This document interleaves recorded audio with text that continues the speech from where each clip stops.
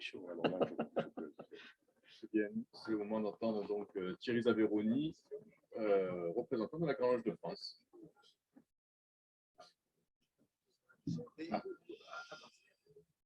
Avant de partir, je voudrais dire quelques mots au nom de la Grande Loge de France.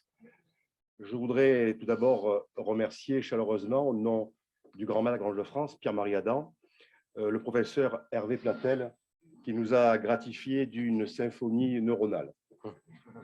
Il nous a, tel Paul Cézanne, nous a permis ce soir de combler notre cerveau gauche, que nous avons vu en début de diaporama, qui était assez gris.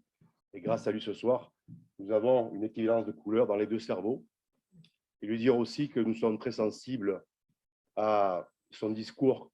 Il nous a invités ce soir, pendant 2 belles heures, à nous couper de cette réalité profane, ce qui agite le monde aujourd'hui. Il nous a donné un message d'espoir pour les plus jeunes, pour les moins jeunes.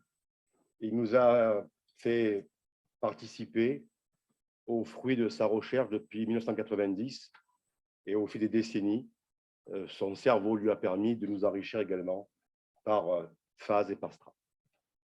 Vous dire aussi que j'étais et je serai attentif au programme de recherche qu'il mène concernant les attentats du 13 novembre 2015, ayant quelqu'un de proche de moi, ayant vécu ces moments douloureux, et je serai attentif aux fruits de son travail.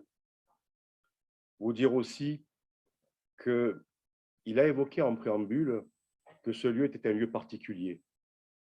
Ce lieu est particulier car il a une histoire, et vous avez dû percevoir que quand on rentre dans ces lieux sont chargés. Ils sont chargés car ces lieux ont eu l'occasion d'abriter lors de la Grande Guerre des soldats blessés, des familles juives.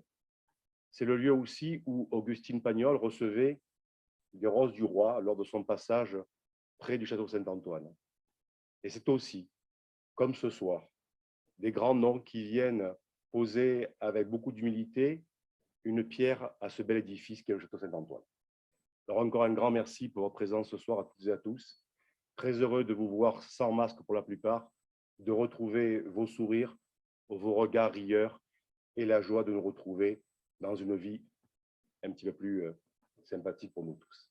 Encore un grand merci et je remercie enfin notre président, le très cher frère Philippe Jacolin, ainsi que toute son équipe pour cette très très belle organisation.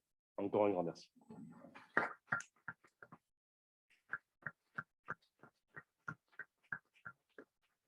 Monsieur Platel, il nous reste maintenant à vous remercier pour cet exercice de transmission auquel vous avez bien voulu vous prêter. Sachez que la Grande Loge de France, nous sommes particulièrement attachés à toutes ces valeurs liées à la transmission. Cela dit, nous considérons qu'elle se doit de porter un principe de réciprocité, non pas en tant que condition à sa mise en œuvre, bien sûr, ce qui lui retirerait toute sa noblesse, mais comme un principe d'échange naturel pour une élévation mutuelle de notre humanité. Alors, le livre est un parfait symbole de cette transmission.